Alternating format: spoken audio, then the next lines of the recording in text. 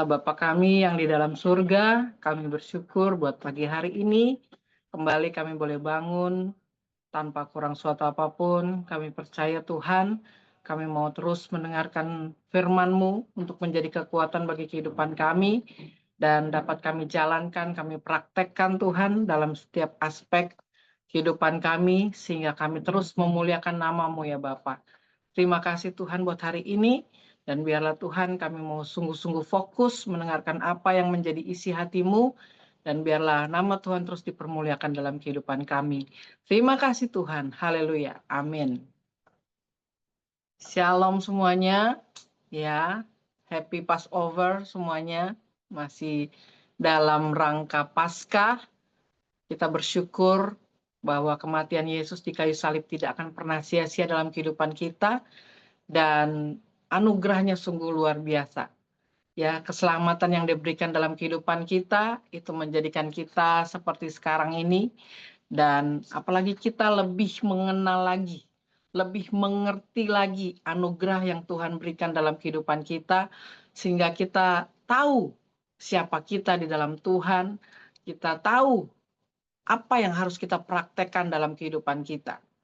Pagi hari ini kita akan sedikit diingati gitu ya, untuk menjadi bahan perenungan buat kita bahwa kematian Yesus di kayu salib itu sangat dahsyat, luar biasa dalam kehidupan kita, sehingga sampai hari ini, sampai dengan detik ini, kita masih berdiri, bahkan kita jauh lebih baik lagi daripada kita yang sebelumnya. Itu semua karena anugerah Tuhan. Itu semua karena keselamatan yang Tuhan berikan dalam kehidupan kita, sehingga kita dapat benar-benar menjadi anak Tuhan yang mempraktekkan, yang menjadi serupa dan segambar dengan Tuhan. Baik Bapak Ibu, keselamatan, anugerah keselamatan itu diberikan buat semua orang. Keselamatan dalam bahasa aslinya itu sungguh luar biasa, soteria, ya, yang artinya to protect from danger, to heal, to prosper. Bapak Ibu, baru kita lihat artinya to protect from danger, untuk melindungi dari bahaya. Seberapa banyak, seberapa kali kita terlindungi oleh Tuhan dari segala mara bahaya yang tentunya mungkin kita nggak sadar itu yang akan terjadi dalam kehidupan kita. Banyak hal, apapun dalam aspek kehidupan kita yang membuat kita takut, yang membuat kita khawatir, ini sudah ditanggung oleh Yesus di kayu salib. To protect from danger. Mungkin hari-hari ini Bapak Ibu sedang memikirkan sesuatu yang membuat Bapak Ibu khawatir. Aduh, gimana ya rumah kalau ditinggal? Apakah aman? Kita sebagai anak Tuhan, kita ada proteknya. Karena kematian Yesus di kayu salib sungguh luar biasa. Dia memprotek semuanya, seluruh aspek dalam kehidupan kita. Mau rumah kita ditinggal, atau mungkin anak-anak sekalipun kita dalam dalam keperluan, sehingga harus meninggalkan anak-anak kita di rumah, ataupun kita harus pergi ke luar negeri atau keluar kota untuk bekerja atau melayani, tapi mungkin di lokasi-lokasi yang agak sedikit berbahaya. Nah, Bapak Ibu, kalau sampai kita masih khawatir, masih takut, itu tandanya Bapak Ibu belum sepenuhnya percaya bahwa keselamatan yang Yesus berikan kepada hidup kita itu memprotek seluruh aspek, protect from danger. Jadi kalau sampai ada misalnya Bapak Ibu masuk ke suatu tempat, lalu orang-orang di sana bilang, hati-hati di sini banyak copetnya. Lalu Bapak Ibu begitu takutnya dengan copet, sehingga Bapak Ibu jadi tidak bisa leluasa dalam pergerakan, dalam melakukan sesuatu gitu, saking ketakutannya dengan copet. Dan atau apapun gitu, alasan-alasan yang lain sehingga Bapak Ibu menjadi sangat khawatir. Karena mungkin orang-orang bilang hati-hati kalau tinggal di sini orang-orangnya suka main-main dukun atau suka main-main setan. Jadi doakan ya supaya kami benar-benar diselamatkan atau benar-benar dilindungi. Yes, Bapak Ibu, kita itu dilindungi. di seluruh aspek kehidupan kita. Jadi kalau kita khawatir, kita takut, itu tandanya kita belum sungguh-sungguh percaya bahwa kematian Yesus di kayu salib itu memberikan keselamatan bagi kita, yang artinya salah satunya to protect from danger, to heal. Ya Bapak Ibu, bilur-bilur Yesus yang kita percaya bahwa itu menyembuhkan setiap sakit penyakit. Kita mengalami sakit itu karena apa? Karena kita ada di dunia ini dan tubuh kita ini lemah. Jadi kalau kematian Yesus di kayu salib itu menyembuhkan setiap daripada kita, percayai itu. Sakit dimanapun di dalam tubuh kita, apapun, mungkin sakit mental atau sakit jiwa, itu dapat disembuhkan oleh bilur-bilur Yesus. Itu menyembuhkan kehidupan kita, menyembuhkan rumah tangga kita, menyembuhkan sakit penyakit kita, apapun, seluruh aspek. Ya, Tuhan sudah menggantikan posisi kita di kayu salib untuk apa? Menyembuhkan kita. Ya, yang selanjutnya to prosper, kemakmuran. Tuhan memberkati kita, kehidupan kita. Kalau kita benar-benar sungguh-sungguh percaya dan melakukan firman Tuhan, Tuhan akan memberkati kita dimanapun kaki kita melangkah. Ya, jadi tanah-tanah yang terkutuk sudah Tuhan gantikan di kayu salib. Ya, jadi semua apapun dimanapun kita berada, kita akan diberkati berkali-kali lipat. Kalau saudara percaya akan hal ini, maka itu akan terjadi. Simpanlah itu dalam hati saudara dan alami Tuhan. Ambil waktu khusus jika Anda hari-hari ini sedang mengalami kesusahan, susah cari kerja, susah cari uang, atau apapun itu. Ambil waktu khusus bersama Tuhan dan percayalah keselamatan yang Tuhan sudah berikan dalam kehidupan kita, itu memberkati kita. Dimanapun kaki kita melangkah, kita diberkati. Jadi tidak ada alasan kita tidak diberkati. Ambil waktu saudara untuk benar-benar merenungkan firman Tuhan, bahwa tidak ada satupun yang akan kekurangan. Setiap umat Tuhan semua dalam perlindungan Tuhan. Semua dalam berkat-berkat Tuhan. Semua dalam kesembuhan yang sudah Tuhan berikan. Ya, jadi dalam kaitannya dengan manusia berarti menyelamatkan dari kematian. Keselamatan yang Tuhan berikan di kayu salib itu menyelamatkan kita dari kematian. Kan kematian secara roh sudah Tuhan tebus di kayu salib. Jadi kita tidak ada lagi di dalam kutuk dosa. Kita tidak ada dalam murka Allah. Karena murka Allah sudah digantikan posisinya kepada Yesus Kristus di kayu salib. Untuk apa? Menggantikan posisi saudara dan saya. Yesus di kayu salib menggantikan posisi saudara dan saya. Kalau Allah tidak memberikan anaknya untuk murkanya, kita sudah habis Bapak Ibu. Kita sudah mati. Ya, tubuh kita sudah hancur. Tetapi Tuhan itu Maha Pengasih. Dia menggantikan anaknya untuk murka Tuhan itu bisa turun. Karena dia mengasihi saudara dan saya. Dia tidak mau murkanya itu turun atas kita. Tetapi murkanya itu dia turunkan ke atas anaknya yang tunggal. Ya, jadi kata-kata ini paralel dengan bahasa Ibrani, yasa, yang artinya kemerdekaan dari ikatan. Apapun yang terikat dalam kehidupan kita, mungkin keterikatan dengan pornografi, atau keterikatan dengan kemewahan, keterikatan dengan mamon, keterikatan dengan apapun yang hari-hari ini saudara tanpa saudara sadari sedang saudara alami. Itu akan dimerdekakan oleh Yesus. Ya, sudah tidak ada lagi kutuk keturunan. Sudah tidak ada lagi kutuk atas saudara dan saya. Yang ada adalah kemerdekaan dari segala ikatan. Ya, Bapak Ibu. Dosa menyebabkan keselamatan itu jadi sangat-sangat penting. Ya, manusia diciptakan tanpa dosa, tapi kemudian jatuh dalam dosa karena godaan setan. Kehadiran dosa sangat mempengaruhi secara luar biasa kepribadian kita. saudara dan saya. Ya, dan hubungan dengan Tuhan kita sudah sangat rusak, sangat hancur. Manusia yang mula-mula berdosa karena kemauannya sendiri akhirnya jadi apa? Jadi budak dosa. Kita melakukan segala sesuatunya, kalau kita mau pikir-pikir ya, sepertinya tidak bisa sempurna gitu untuk kita bisa menjadi orang yang serupa dan segambar dengan Allah.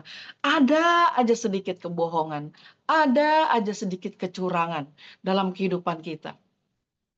Selalu mungkin saudara sadari, baru dari janjian yang tidak on time, baru dari perkataan-perkataan yang tidak berintegritas.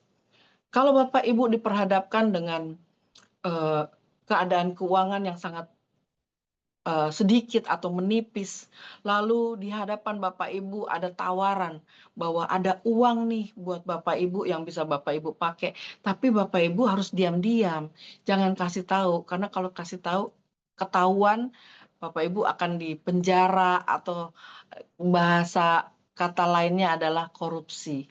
Ya Bapak Ibu, korupsi bukan harus miliar-miliar, harus jutaan-jutaan. Bapak Ibu ada di kantor dan mengambil alat-alat kantor seperti pulpen, kertas, dan lain sebagainya tanpa sepengetahuan perusahaan. Itu sudah mencuri. Itu sudah mencuri. Jadi bagaimana kehidupan kita mau jadi benar-benar sempurna?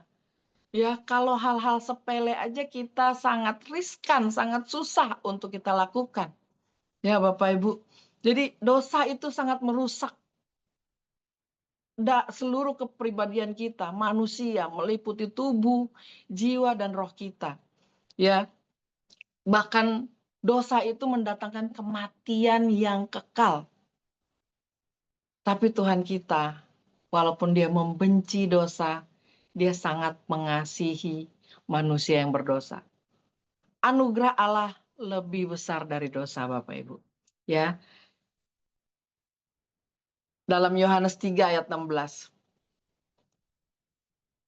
Karena begitu besar kasih Allah akan dunia ini sehingga Ia telah mengaruniakan anaknya yang tunggal supaya setiap orang yang percaya kepadanya tidak binasa, melainkan untuk menghakimi dunia, melainkan untuk menyelamatkannya oleh Dia. Ya Bapak Ibu, karena kasih Tuhan, ya, karena kasih Tuhan lebih besar. Jadi Allah merencanakan dan menyediakan keselamatan buat kita semua.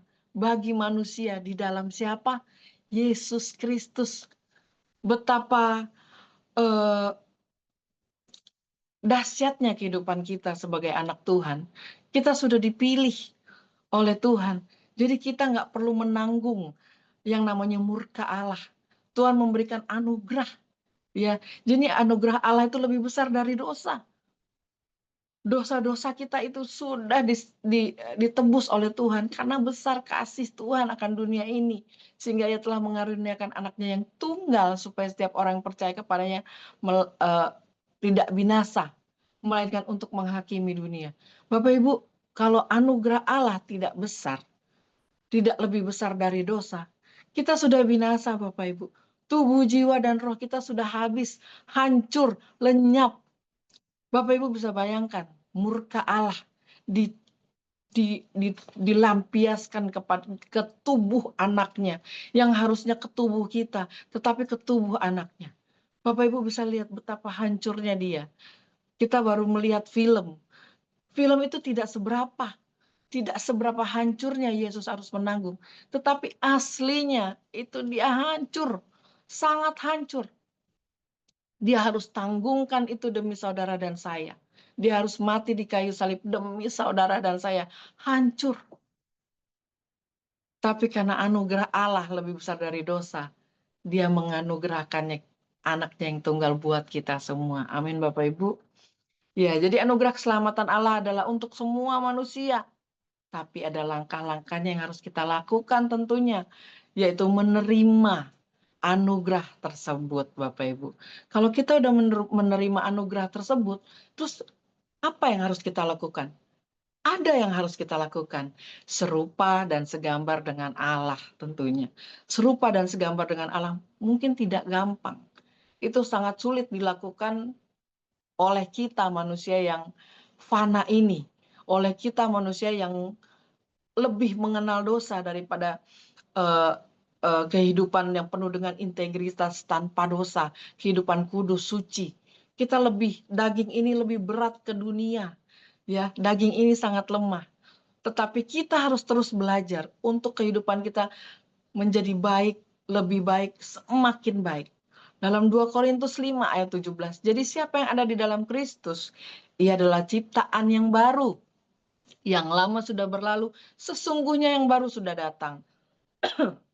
Bapak Ibu, apa manusia lama kita yang membuat kita tidak bisa progres dalam kehidupan?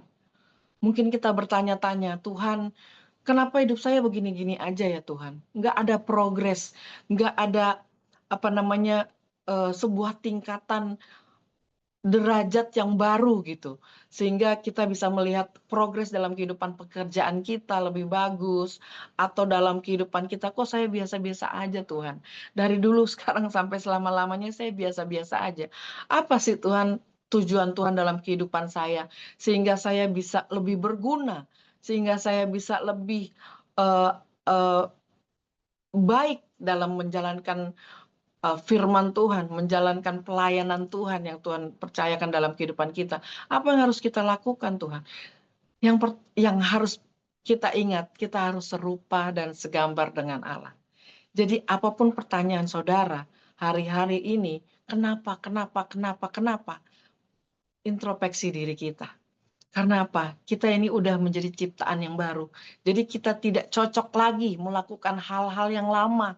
Ya, melakukan penipuan, melakukan kebohongan, KDRT kepada istri atau kepada suami atau kepada anak-anak. Secara verbal mungkin kata-kata kita yang tidak membangun, tidak memberkati orang.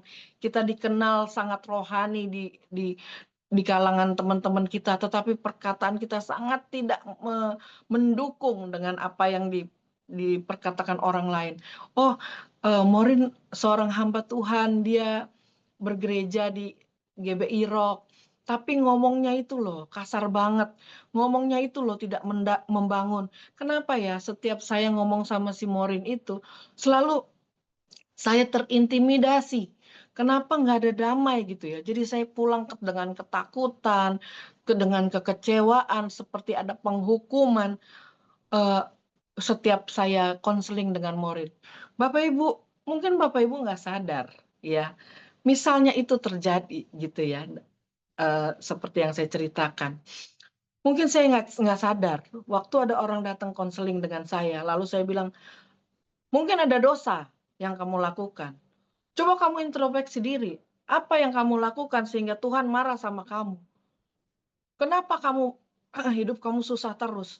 Kenapa hidup kamu menderita? Pasti ada dosa dengan tudingan yang seakan-akan orang ini udah dihukum Tuhan gitu. Murka Allah turun atas orang ini. Bapak Ibu, saya seharusnya sebagai hamba Tuhan, saya memberitakan kabar baik, kabar sukacita, kabar pengharapan. Itu yang harus dilakukan kita semua sebagai hamba Tuhan. Jadi kita ketemu orang, ada orang konseling dengan kita, stop kita menuding mereka dengan dosa-dosa mereka, kesalahan-kesalahan mereka. Tapi beritahukan kepada mereka keselamatan yang sudah Tuhan berikan. Kematian Yesus di kayu salib untuk menembus dosa-dosa mereka. Kalau mereka masih melakukan dosa-dosa mereka, itu tandanya mereka belum percaya seutuhnya. Mereka belum menjadi serupa dan segambar dengan Allah. Sebagai hamba Tuhan, kita semua wajib memberitahukan kepada mereka, orang-orang yang di sekeliling kita, bukan menghakimi, ya, bukan membuat mereka semakin terpuruk seakan-akan mereka dalam murka Allah, sehingga mereka nggak bisa bangkit, sehingga mereka pulang dengan ketakutan, dengan intimidasi, dengan sepertinya tidak ada harapan dalam kehidupan mereka. Tetapi waktu mereka datang kepada kita semua, beritakanlah berita pengharapan itu. Beritakanlah keselamatan itu. Beritakanlah bahwa dia diberkati Tuhan. Beritakanlah bahwa dia di protect from danger, dilindungi dari bahaya.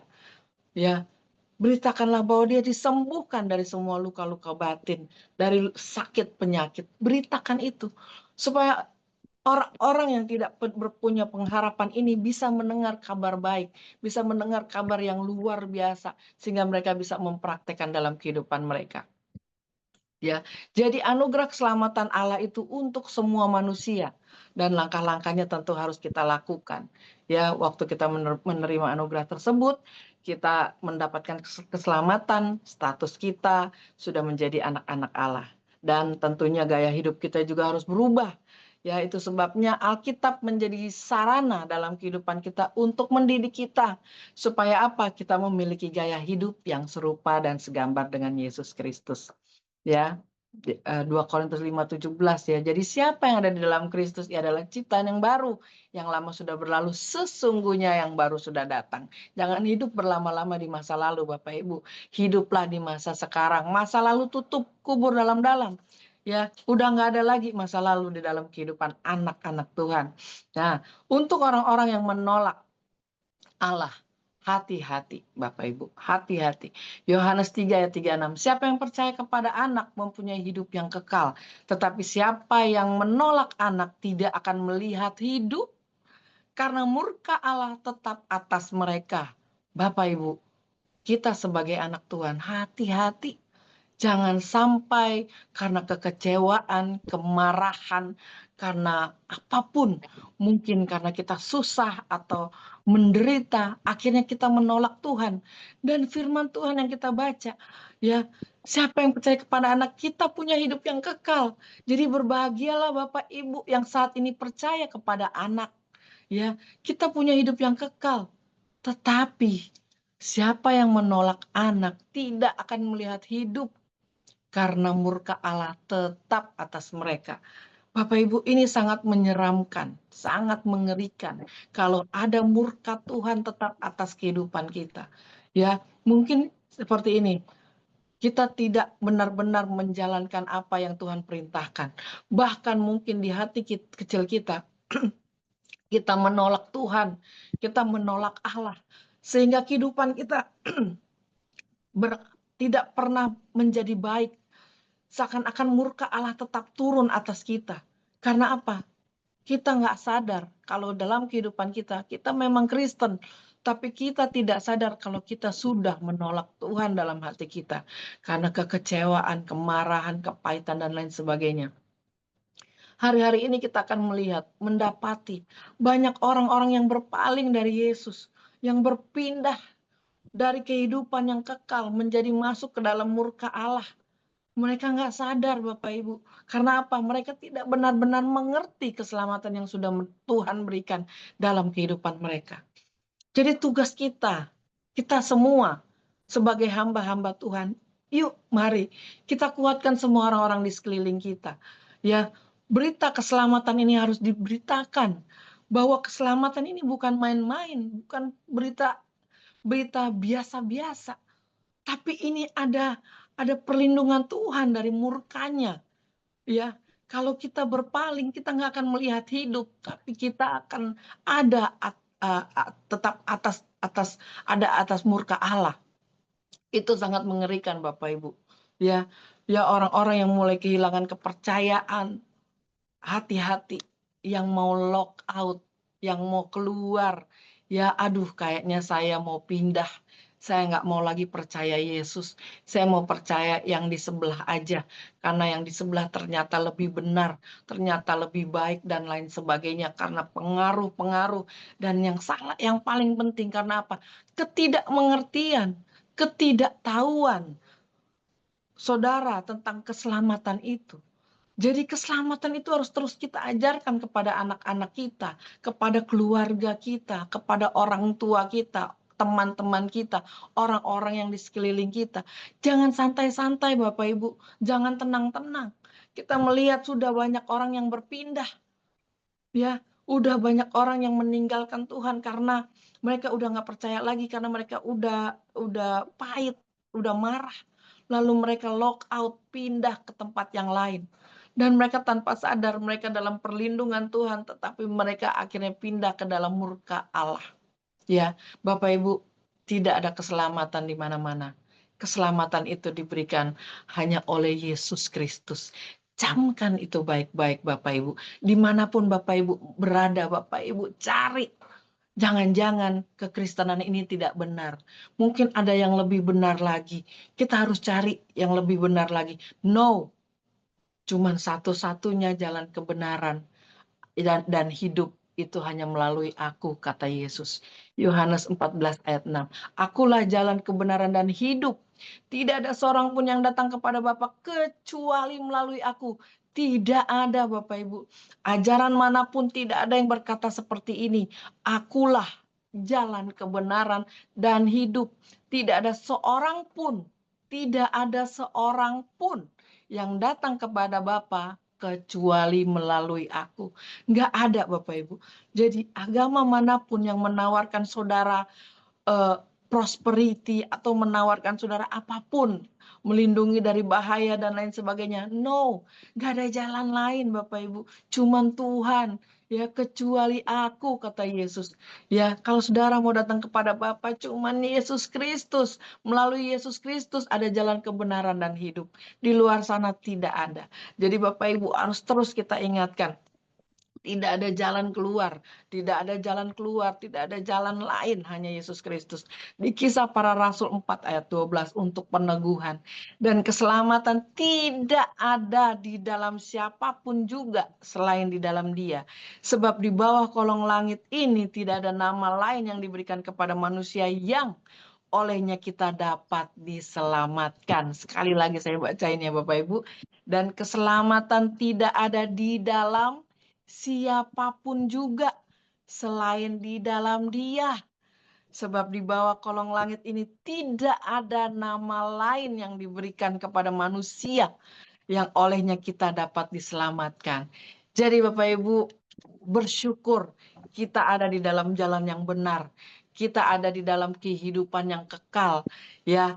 Jadi jangan pernah Bapak Ibu lock out, jangan pernah Bapak Ibu kecewa sama Tuhan. Anugerahnya begitu dahsyat dan luar biasa bagi setiap daripada kita. Jadi Bapak Ibu, kalau ada teman-teman, orang-orang di sekeliling Bapak Ibu yang sedang bertanya-tanya tentang kekristenan atau sedang mau menuju ke lockout, dekati mereka. Kasih tahu ini supaya mereka tidak jadi keluar. Karena jalan kebenaran dan hidup cuma satu, nggak ada di tempat lain. Cuma ada melalui Yesus Kristus. Sadarkan mereka, mereka sudah ada di tempat yang benar. Sadarkan mereka juga kalau mereka sudah ada di dalam proteknya Tuhan. Sehingga apapun yang mereka sekarang lalui, kekecewaan, kemarahan, kepahitan, itu mereka bisa ubah semuanya menjadi sukacita yang abadi. Amin. Bapak Ibu, mari sharingkan nanti di breakout room masing-masing. Apakah saudara Bapak Ibu sudah benar-benar merasakan keselamatan dari Allah? Ya, seperti yang tadi sudah dijelaskan, keselamatan dari Allah adalah to protect from danger, to heal, to prosper. Ya, dilindungi dari bahaya, mara bahaya, diberkati Tuhan, disembuhkan dari sakit penyakit atau luka batin atau apapun Bapak Ibu. Bapak Ibu sharingkan di breakout room masing-masing dan mengenai hal-hal tersebut, dan biarlah Bapak Ibu semakin dikuatkan, semakin kokoh, utuh sampai kedatangan Yesus yang kedua kali. Mari kita berdoa. Bapak, kami bersyukur buat pagi hari ini Tuhan, kiranya Tuhan nama Tuhan terus dipermuliakan dalam kehidupan kami. Kami semakin kuat, semakin kokoh di dalam Engkau. Dan biarlah Tuhan kami boleh menyampaikan Injil kebenaran ini kemanapun kami berada Tuhan. Kami nggak mau teman-teman kami lepas daripada-Mu ya Tuhan. Kami nggak mau orang-orang sekeliling kami Tuhan, saudara-saudara kami, anak-anak kami, orang tua kami jauh daripada Tuhan. Tapi biarlah kasih karunia Tuhan itu boleh kami rasakan Tuhan. Dan kami bagikan ke semua orang yang membutuhkan kabar baik ini ya Bapa. Tolong kami Tuhan, berikan kami hikmat, kebijaksanaan Tuhan dalam berkata-kata, sehingga Roh Kudus-Mu Tuhan terus menuntun kami, menjangkau banyak jiwa-jiwa datang kepadamu Tuhan. Terima kasih ya Bapa, terpujilah nama-Mu, hanya di dalam nama Yesus Tuhan kami sudah berdoa. Amin.